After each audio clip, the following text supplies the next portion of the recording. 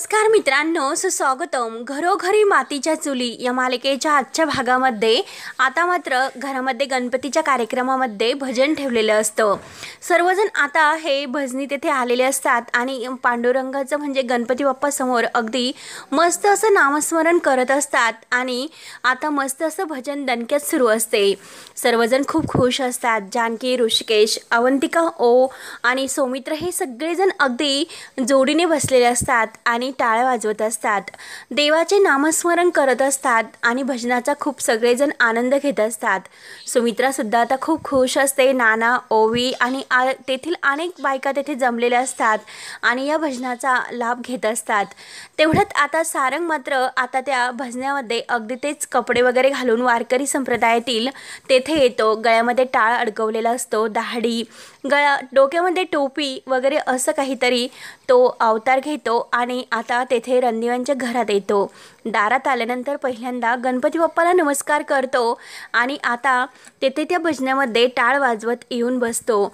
आता जानकी आणि ऋषिकेश सारंगला बघून खूप खुश होऊन अगदी त्याच्याकडे बघून हसतात, खुश सुद्धा होतात. सारंग सुद्धा त्यांच्याकडे बघून खुश होऊन हसतो. अवंतिका आणि सौमित्र सुद्धा सगळेजण खूप खुश असतात. सुमित्रा तर अगदी डोळे भरून आपल्या सारंगला बघत असते आणि सारंग सुद्धा नाना आणि आपल्या आईला अगदी डोळे भरून पाहत असतो. आणि आता ऐश्वर्याची त्यांना पूर्णपणे आता जशी गणपती बाप्पांच्या मिरवणुकीत जिरवलेली आहे अगदी तशीच जिरवायची असते. छान असं भजन गायलं जात असते आणि सगळेजण अगदी रमून जातात आणि अगदी टाळ वाजवले जातात. टाळ्यांचा गडगडाट होतो. आपले गुलाबदादा सुद्धा खूप खुश होऊन टाळ्या वाजवत असतात आणि भजनाचा आनंद घेतात. थोड्यात आता ऐश्वर्या येण्याची सर्वजण वाटच बघत असतात, कारण सारंगला आता पुन्हा एक भूत बनवून ऐश्वर्याला घाबरायचं असतं आणि ऐश्वर्याची जशी मिरवणुकीमध्ये जिरवली अगदी त्याचप्रमाणे ऐश्वर्याची आता झोप उडवायची असते. तिला इतकं टेन्शन आले पाहिजे की तिला अगदी शांतता वाटलीच नाही पाहिजे असं काहीतरी करायचे, म्हणून सारंग आता तो वेश पुन्हा घेतो आणि आता तेथे येतो. तेव्हा आता ऐश्वर्या ही आपल्या रूममधून खाली येत असते. सर्वजण ऐश्वर्याकडे बघत असतात. तेव्हा आता ऐश्वर्या उभीच राहते तर सुमित्रा म्हणते की अगं खाली बस, परंतु ऐश्वर्या खुणावून म्हणते की नाही आई, मी उभीच बरी आहे. तेवढ्यात जानकी आणि ऋषिकेश ऐश्वर्याकडे बघतात तर ऐश्वर्याचं लक्ष सारंगकडे जाते आणि सारंगकडे लक्ष गेल्यानंतर मात्र आता ती धक्क्यानेच बघत असते. आता सर्वजण ऐश्वर्याकडे बघूनच असतात की ती सारंगला बघते की काय. ऐश्वर्याचा चेहरा आता अगदी सारंगला बघून लाल होतो. तेव्हा मात्र ऐश्वर्या आपल्या मनात विचार करते की हा दाढीवाला कोण असेल, तो मला इतका ओळखीचा का वाटत असेल, त्याला कुठेतरी बघितल्यासारखं वाटतं मला. जेव्हा गणपतीची तयारी सुरू असते आणि गुलाब जे काही फुलांचं जे टोपले आहे तर ते माणसं घेऊन आलेले असतात आणि त्यात म्हणजे सारंग हा त्यांचा वेश घेऊन आलेला असतो. तेव्हा सारंगला तो घडलेला प्रकार आठवतो, म्हणजे नक्की हा ज्या माणसामध्ये आलेला असतो हा दाढीवाला हा नक्की तोच असेल वाटतं. आणि तेव्हा तिला आठवते की त्या दिवशी ह्या माणसाला मी थांब म्हटले होते, पण त्या दिवशी मात्र तो तोंड लपवत होता. मी याच्याशी बोलण्याचा प्रयत्न केला होता, परंतु तो मला बोलता येत नाही असे म्हटला होता. तेव्हा आता ऐश्वर्याला ती त्याच्याशी जे काही बोललेली असते ते क्षण आठवतात. ऐश्वर्याने त्याला विचारलेलं असते की मी तुमच्याशी काहीतरी बोलते, तुमची वाचा बसली का. आता सारंगला त्याचा आवाज ओळखीचा वाटेल म्हणून सारंग आपल्या तोंडाला तो कापड आहे तर ते कापड अगदी दाबून ठेवलेलं असतं त्याने आणि अगदी तो बोलता येत नाही असं वेगळा आवाज काहीतरी काढवतो आणि म्हणतो की मला बोलता येत नाही, मी मूक आहे असे त्यावेळेस त्याने अगदी खुणावून सांगितलेले असते.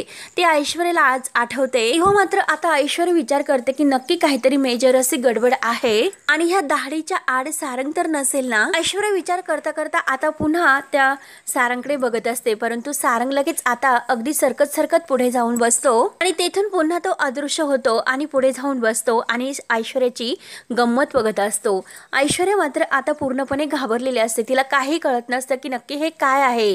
सारंग तर आपल्याला प्रत्येक ठिकाणी दिसतो, मग तो कुठे गायब होत असेल. आणि सर्वजण मात्र ऐश्वर्याकडे बघून अगदी टाळ्या वाजवत असतात आणि भजनाचा आनंद सुद्धा घेत असतात आणि ऐश्वर्याची चांगली जिरवत असतात. जानकीला हसू सुद्धा येत असते आणि ऋषिकेशला सुद्धा. ऐश्वर्या लगेच तडकनी रागाने रूम मध्ये येते आणि सर्वजण आता ऐश्वर्या रूम मध्ये गेलेली आहे हे सर्वांना कळते. तेव्हा सर्वजण एकमेकांकडे बघून एकमेकांना खुणावतात आणि खुशून हसतात. आता ऐश्वर्याचं सर्वांना हसू येत असते. तिची जी काही आज यांनी चांगली जिरवलेली असते. तेव्हा ऐश्वर्या आत येते आणि आता विचार करत बसलेली असते आणि तेवढ्यात एक असा काळ्या कलरचा मार्करचा पेन घेते आणि आता सारंगचा जो फोटो समोर टेबलवर ठेवलेला आहे तो फोटो उचलते आणि त्या फोटोला सारंगच्या फोटोला दाढी काढत असते, म्हणजे असे काळ्या कलरने तिला दाढी वगैरे काढून तो तसाच दिसतो का आहे हे बघत असते. आता ती चेक करत असते दाढी आता कशी दिसते, सारंगला जर अशी दाढी असती तर सेम त्या माणसासारखाच तो दिसला असेल का, म्हणून ती अगदी स्केच पेनने अगदी ते दाढी काढत असते आणि अगदी बारकाईने लक्ष देऊन बघत असते की नक्की हा तसाच दिसतो का. तेव्हा मात्र आता ऐश्वर्या बघते ती हा नक्की सारंग दिसतो, म्हणजे तो दाढीवाला माणूस बसलेला आहे तो नक्की सारंग आहे, तर अगदी सेम टू सेम असंच दिसत आहे असे ऐश्वर्या आता बघते. पुन्हा आता तो फोटो घेते आणि खाली येते. आता खाली आल्यानंतर मात्र ऐश्वर्याला काही कळत नसतं की नक्की काय आहे ते, अगदी धावतच खाली येते. सर्वजण पुन्हा ऐश्वर्याकडे बघून हसत असतात. तेव्हा मात्र आता ऐश्वर्या लगबगीने खाली येते आणि लगेच आता अगदी जोरात ओरडते की थांबवा, हे भजन थांबवा. तेव्हा आता सर्वजण ऐश्वर्याकडे पाहत असतात. सुमित्रा लगेच ताटकन उठते. ऐश्वर्या काय ग, काय झाले, तू असे भजन अचानक का थांबवलेत असे सुमित्रा रागानेच विचारते. जानकी सुद्धा म्हणते की हो ना आई, काय झाले असे लीला. तेव्हा आता ऐश्वर्या रागाने म्हणते की आई, भजन थांबवण्या व्यतिरिक्त दुसरा कोणताही पर्याय माझ्याकडे नव्हताच, कारण या घरामध्ये आता माझ्या आयुष्याचा तमाशा कसा होईल याचे सर्वजण प्लॅनिंग करतात तर, आणि आज मात्र ते पुरावे सगट मी सिद्ध करणार आहे तर. तेव्हा मात्र आता सुमित्राचा जीव धाकधूक करत असतो. तिला आता ह्या ऐश्वर्याची भीतीच वाटते, परंतु आता जानकी, ऋषिकेश, सौमित्र आणि अवंतिका हे सगळेजण अगदी निश्चिंत असतात. सर्वजण आता ह्या ऐश्वर्याचं हे असली रूप बघत असतात. तेव्हा आता नाना लगेच म्हणतात की ऐश्वर्या, अगं तू काय बोलते, याचं भान आहे का तुला. तेव्हा आता ऐश्वर्या रागानेच म्हणते नाना, मी भानावर तर आत्ताच आले. तेव्हा आता लगेच सुमित्रा म्हणते की हे बघ, काय असेल ते स्पष्ट बोल, इतक्या आढावेड्या घेऊ नकोस. नक्की कोणी काय तुझ्या आयुष्याचा तमाशा केलेला आहे ते आम्हाला सांग ना. तेव्हा आता लगेच ऐश्वर्या म्हणते की आई, अहो तुमचा सारंग जिवंत आहे. तर जानकी म्हणते की काय बोलते ऐश्वर्या. आता ऐश्वर्याला अगदी सर्वजण धक्का बसल्यासारखं अगदी चेहरे करतात. सगळेजण उठून उभे राहतात. तर जानकी म्हणते की ऐश्वर्या तू काय बोलतेस. आता सर्वांना एक प्रकारचा धक्का बसलेला असतो असे मात्र दाखवण्यात येते. तर ऐश्वर्या म्हणते की हे बघा, मगाशी सुद्धा मिरवणुकीमध्ये ते उपस्थित होते आणि आता सुद्धा येथे भजनी मंडळीमध्ये ते उपस्थित आहे, येथे बसलेले होते, ती माझ्या डोळ्यांनी मी बघितले. तेव्हा सुमित्रा विचारते की अगं कुठे आहे तो, कुठे. तेव्हा आता लगेच ऐश्वर्या ते फोटो दाखवते आणि तिने त्या फोटोमध्ये सारंगला जी दाढी काढलेली आहे तर ती दाखवते आणि म्हणते की हा बघा, तुमचा मुलगा हा इथे असा बसलेला होता, आता इथे एक दाढीवाला होता आणि तो इथे बसलेला होता. तेव्हा आता सर्वजण ऐश्वर्याकडे बघतच असतात की नक्की ही काय वेड्यासारखं बडबड करते. तेव्हा आता सुमित्रा विचारते की अगं कुठे आहे, कुठे सांग ना, कुठे दाखव ना कुठे आहे.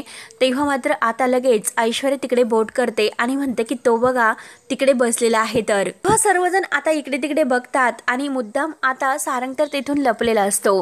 तर ऋषिकेश म्हणतो की अगं इथे तर कोणीच नाही, तू असं का बोलतेस ऐश्वर्या. तेव्हा ऐश्वर्या म्हणते की अहो तो बघा तेथे बसलेला आहे आणि तेथे मात्र आता कोणी नसते. सर्वजण ऐश्वर्याला वेड्यात काढतात. ऐश्वर्या समोर बघते तर कोणी नाही, तिला सुद्धा आता धक्काच बसतो आणि परत म्हणते की आई, अहो तो दाढीवाला माणूस इथेच बसला होता आणि तो सारंगच होता. सारंग सारंग म्हणून आता मोठ्या मोठ्याने आवाज देते आणि कुठे आहात, नाटकं बंद करा, आता बाहेर या बरं, म्हणून आता ती सारंगला आवाज देत असते. जानकीला मात्र हसू येत असते. पण जेव्हा ऐश्वर्या आतमध्ये गेलेले असते तर तेव्हा मात्र आता ऋषिकेश, सुमित्रा आणि जानकी यांनी सारंगला अगदी तेथून जायला सांगितलेले असते, म्हणून सारंग डन करत आता तेथून बाहेर गेलेला असतो. तेव्हा आता ऋषिकेश जानकीला आठवते आणि त्यांना हसू येते. तेव्हा ऐश्वर्या म्हणते की असं कसं शक्य आहे, काही वेळापूर्वी आई येथे सारंग बसलेले होते ह्या माणसामध्ये आणि तो माणूस नव्हता तर तो सारंग होता आणि ते टाळ वाजवत होते, आई माझ्यावर विश्वास ठेवा. त्यावर ऋषिकेश लगेच म्हणतो की ऐश्वर्या, अगं काही पण कसं बोलतेस ग तू, जर सारंग इथे असता तर तो आम्हाला दिसला नसता का, हो की नाही आई. तेव्हा आता सुमित्रा म्हणते की हो ना, बरोबर आहे, जर सारंग येथे असता तर तो आम्हाला दिसला असता.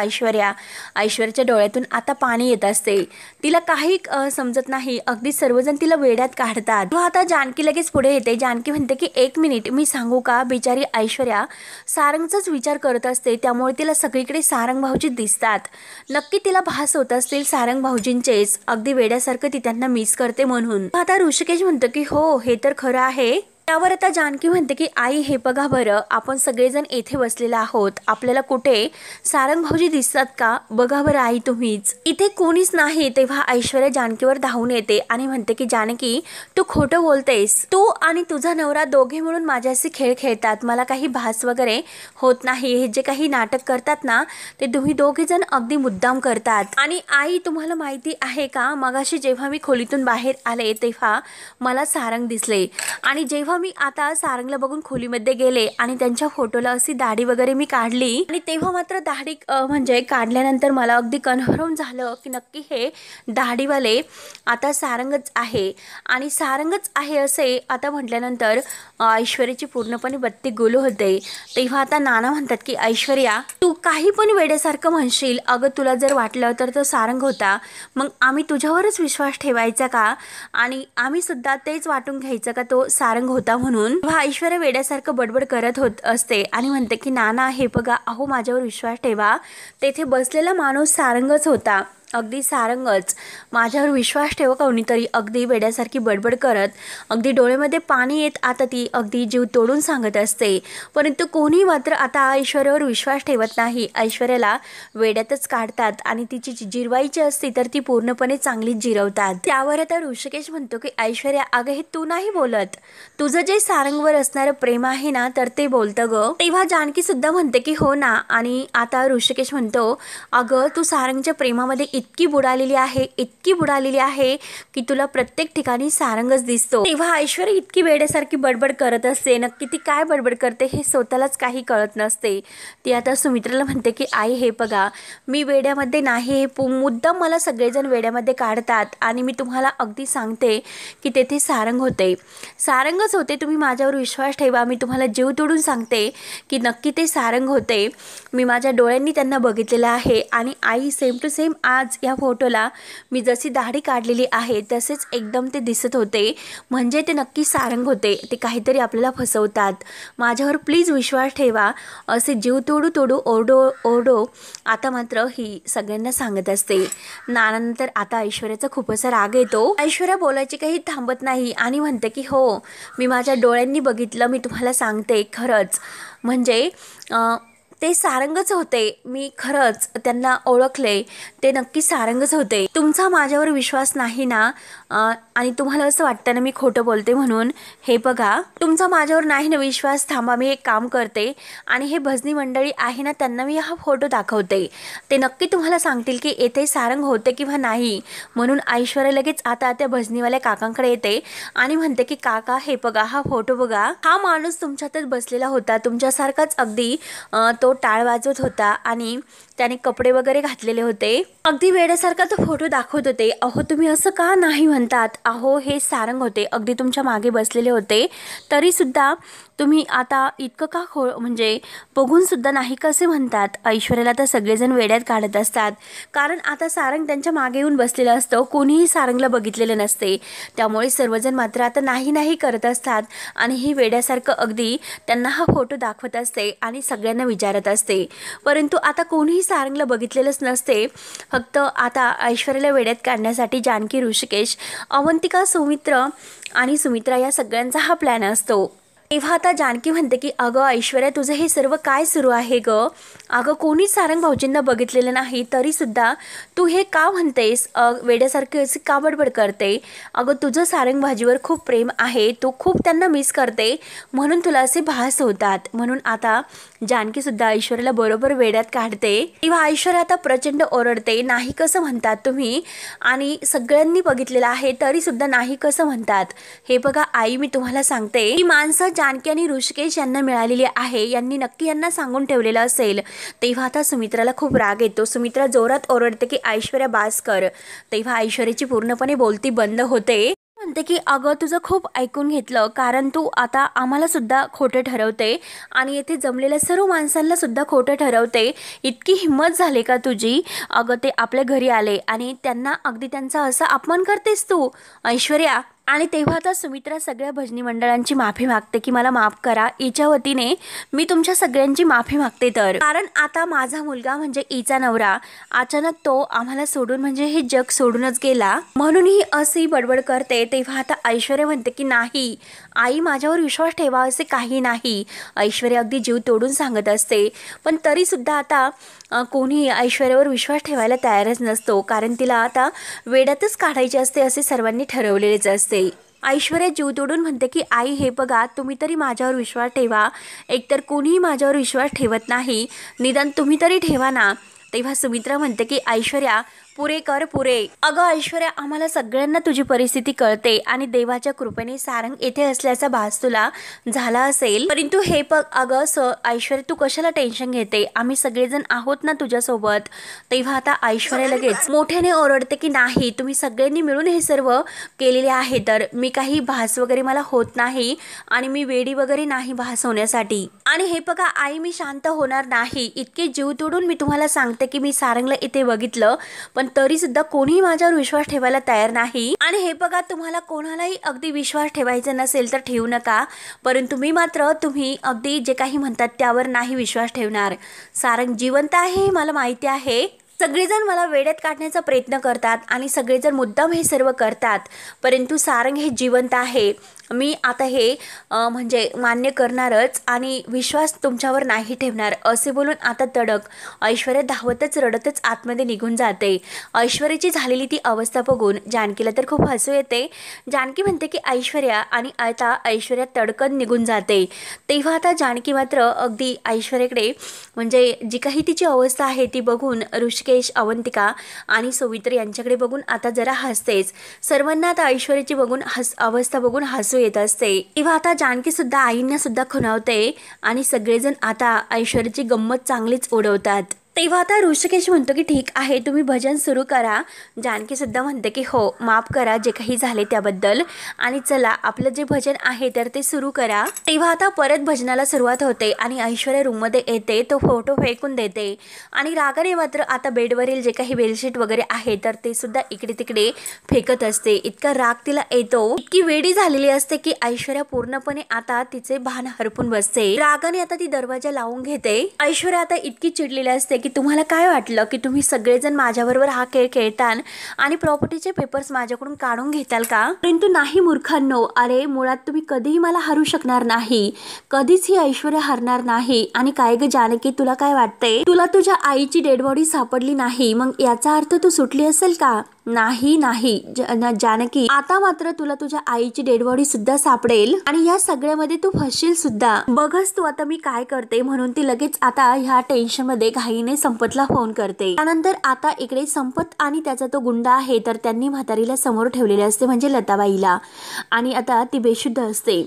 संपत आता त्या दुसऱ्या जोडीदाराला म्हणतो की अरे ही म्हातारी कधी उठणार आहे. तर तेव्हा मात्र आता ते हसत असतात आणि तेवढ्यात ऐश्वर्याचा फोन येतो. तर संपत फोन घेतो आणि बोला मॅडम असं म्हणतो. व ऐश्वर्या तोऱ्यातच म्हणते की ती अमरपट्टा जन्माला घेऊन आलेली ती म्हातारी काय व्यवस्थित आहे का, केली आतापर्यंत? तेव्हा आता लगेच संपत म्हणतो की ती तर अजून शुद्धीवरच नाही आली आणि तसंही तुम्ही सांगितल्याशिवाय यमराजाला सुद्धा आम्ही नाही बोलू शकत. तेव्हा ऐश्वर्या खूप भडकलेली असते. ती म्हणते की चला तर आता मग यमराजाला बोलावूनच घ्या आणि त्या यमराजाला बोलावून आता त्या म्हातारीला सुद्धा अगदी कान उघडे ठेवून सांगा की आता म्हातारे तुझे हे शेवटचे दिवस आहे, त्यामुळे आता मात्र ती म्हातारी काही सेकंदातच मेली पाहिजे. आत्ताची आत्ता कळले ना मी तुम्हाला काय म्हणले ते.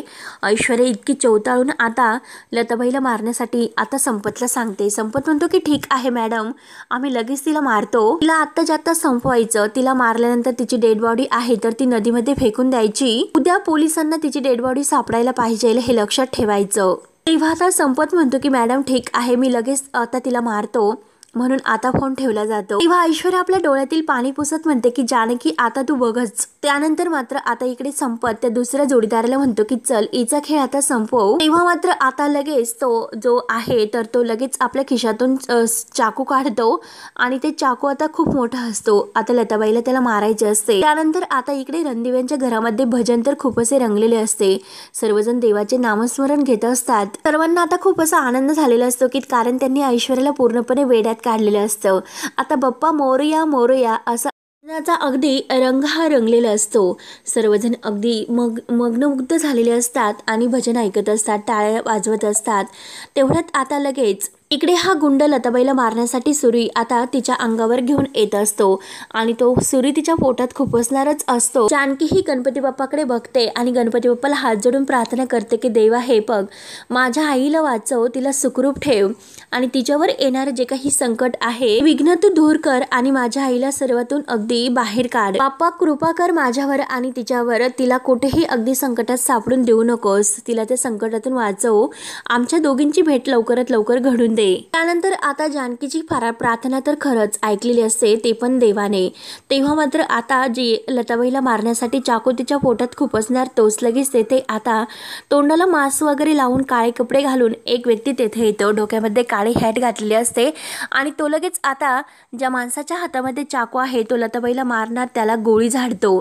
तेव्हा आता संपत त्याच्याकडे बघतो आणि विचारतो की तू कोण आहेस. तर तो माणूस संपतला सुद्धा गोळी झाडतो आणि त्या दोघांना सुद्धा तो मारतो आणि देवकृपेने मात्र आता लताबाईचा जीव वाचलेला असतो. आता गणपती बाप्पाचा हा एक चमत्कार तर अगदी चांगलाच झालेला असतो, परंतु हा नक्की वाचवणारा व्यक्ती कोण असेल हे अजूनपर्यंत काही माहिती नसते, कारण त्याचा चेहरा काही दाखवलेला नसतो. तेव्हा तो लताबाई जवळ येतो आणि लताबाईकडे बघत असतो. त्यानंतर आता इकडे ऐश्वर्याला असं वाटतं की आतापर्यंत त्या जानकीची आई तर ढगामध्ये गेली असेल, कारण आपल्या माणसाने तिला संपवले असेल. आता मात्र त्या जानकीला कळेल की माझ्या वाटेला जाणाऱ्यांची मी कशी वाट लावते ते. आतापर्यंत यांनी मला खूप हलक्यात घेतलं होतं, परंतु आता यापुढे मी यांना कोणालाच सोडणार नाही. तर बरोबर एकेकाचा काटा मी काढते की नाही बघतच राहा आणि हे लोक नक्की माझ्याबरोबर कुठला खेळ खेळतात हे मला माहिती करून घ्यावेच लागेल. नक्की हे सर्वजण यांचं काय सुरू आहे, काय प्लॅनिंग यांचं सुरू आहे त्याकडे मला लक्ष द्यावेच लागेल, म्हणजे यांचा खेळ सुरू होण्या अगोदरच मला तो डाव मोडता येईल. तर परंतु आता ऐश्वर्याच्या लक्षात येते की ती म्हातारी आता संपतने मारली असेल, त्याचा अजूनपर्यंत फोन मला का आला नसेल, म्हणून ती स्वतः परत फोन लावते. तेव्हा ऐश्वर्या फोन करत असते, परंतु आता संपतचा फोन त्याच्या अंगावर असतो आणि संपत तर मेलेला असतो. तर आता हा जो व्यक्ती आहे तर तो फोन घेतो आणि त्यावर आता मेसेज टाकतो की काम झालेलं आहे, लताबाई आता कायमची हे जग सोडून गेलेली आहे. आता हा मेसेज वाचून ऐश्वर्या तर खूपच खुश होते. तेव्हा आता इकडे जानकी आणि हे सगळेजण भजन संपल्यानंतर रूममध्ये येतात. तर आता जानकी ही ऋषिकेशला म्हणते की ऋषिकेश, अहो मला तर काळजी वाटते, कारण माझी आई कुठे असेल, काय करत असेल आणि कोणत्या टेन्शनमध्ये तर ती नसेल ना, अगदी संकटात तर नसेल ना. ऐश्वर्याने जर आईला देवळामध्ये बघितलं असेल तर तिने आईला काही केले तर नसेल ना. तेव्हा आता ऋषिकेश म्हणतो की नाही जानकी, तू विचार करते तसं काही नसेल. तेव्हा आता लगेच जानकी विचारते की म्हणजे ऋषिकेश तुम्हाला सुद्धा असेच वाटते का, माझी आई या जगात नाही का. त्यावर आता ऋषिकेश म्हणतो की जानकी हे बघ, मी तसं काहीही बोललेलं नाही, माझं फक्त इतकंच म्हणणं आहे की जानकी रोज आता त्याचाच विचार करून तू इतकं स्वतःला टेन्शन करून घेऊ नकोस. तेव्हा आता लगेच जानकी म्हणते की अहो आई आहे ती माझी, त्रास तर होणारच. एकीकडे मला आईची काळजी आणि एकीकडे हे नाटक आपण सुरू ठेवतो त्याचं टेन्शन. आणि बघितलं ना ऋषिकेश, तुम्ही सारंग भाऊजी पकडले गेले असते आणि हे बघा ऋषिकेश हे सर्व करता करता काहीतरी वेगळाच असा प्रॉब्लेम आहे, तर तो क्रिएटिव्हिटी होईल आणि तो आपण सॉल्व्ह नाही करू शकणार. त्यावर त्या ऋषिकेश समजावतो की जानकी हे बघ, असे काही होणार नाही, तू नको इतकं टेन्शन घेऊ. प्रॉब्लेम कितीही मोठा असेल तरी सुद्धा आपण दोघांनी मिळून तो सॉल्व्ह करायचा आहे. आणि राहिला प्रश्न आईंचा, अगं माझं मन मला सांगतं की त्या जिथे कुठे असतील तिथे नक्कीच सुखरूप असतील, परंतु एक मी तुला सांगतो की मला असं वाटतं, मला पूर्ण खात्री आहे की ऐश्वर्या नक्कीच काहीतरी वेगळा प्लॅन करते. तर त्यासाठी आपल्याला लवकरात लवकर जे प्रॉपर्टीचे पेपर्स आहे तर ते आपल्या हाती घ्यावे लागेल. तेव्हा आता जानकी विचारते की अहो पण असे कसे आपल्याला पेपर सापडतील म्हणून. तर आता ऋषिकेश म्हणतो की त्यासाठी आपल्याला ऐश्वर्याच्या रूमची झडती घ्यावी लागेल. तेव्हा मात्र आता ते प्रॉपर्टीचे किती काही झाले तरी पेपर शेवटी आपल्याला मिळवावेच लागतील. यासाठी आता जानकी आणि ऋषिकेश ऐश्वर्याची रूमची झडती घ्यायची ठरवतात. आणि मित्रांनो, शेवटी हा भाग येथे संपतो. तर पुढील भागामध्ये आता ऐश्वर्या आत जायला निघते, परंतु जानकी तिला पायरीवरच अडवते. तर ऐश्वर्या म्हणते की अगं जानकी, तुम्हाला हे सर्व करण्याची काही गरज नाही, काही उपयोग नाही होणार. म्हणजे हे बघ, अगं मला सर्व माहिती आहे की तुझा नवरा वर माझ्या रूम मध्ये प्रॉपर्टीचे पेपर शोधतोय. तर आणि काय तुम्हाला काय वाटलं की तुम्हीच फक्त या खेळामध्ये आहे का, मी सुद्धा या खेळामध्ये आहे. आणि ऐश्वर्या मात्र तुम्हाला दोघांना पुरून उरणार. म्हणून जानकी आणि ऋषिकेश आता या ऐश्वर्याकडे बघत असतात, कारण ऋषिकेशला रूम मध्ये पेपर सापडलेले नसतात आणि तो बाहेर आलेला असतो. तेव्हा आता इकडे जानकी ऋषिकेश सगळेजण देवाची आरती केल्यानंतर जानकी ही आता बाप्पाला प्रार्थना करते की बाप्पा हे बघ, काही करून प्रॉपर्टीचे पेपर्स आम्हाला लवकरात लवकर मिळून दे। आणि तिने जर काही मोठा प्रॉब्लेम केला, म्हणजे ते पेपर्स आता काहीतरी केले तर मात्र खूप मोठा प्रॉब्लेम होईल, त्यामुळे आमच्या घरावर आलेले हे विघ्न गणपती बाप्पा तूच धर कर। आणि गणपती बाप्पांच्या शेजारी असलेला तो उंदीर मामा आहे तर तो लगेच धावत येतो आणि जाताना मात्र आता जे काही ते दोरा वगैरे आहे तर तो गणपती बाप्पांच्या पायात गुंतो। तेव्हा आता गणपती बाप्पांचा उंदीर मात्र जानकीला तिकडे आउट हाऊस मध्ये घेऊन जातो की जेथे त्या कपाटामध्ये तिने ते पेपर्स ठेवलेले असतात। तेव्हा जानकी त्या उंदराच्या मागे आउट हाऊस मध्ये येते आणि आउट हाऊस मध्ये आल्यानंतर जानकीला मात्र आता त्या कपाटामध्ये उंदीर मामाने आता बरोबर ते दोरा ते कपाटात अडकवलेला असतो आणि ती जी लाल रंगाची फाईल आहे तर ती बरोबर जानकीच्या हाती लागलेली असते आणि त्यातच प्रॉपर्टीचे पेपर्स असतात। तर जानकीला खूप असा आनंद होतो। तेव्हा मित्रांनो, आता पुढे काय होणार आहे हे बघण्यासाठी आपल्या चॅनलला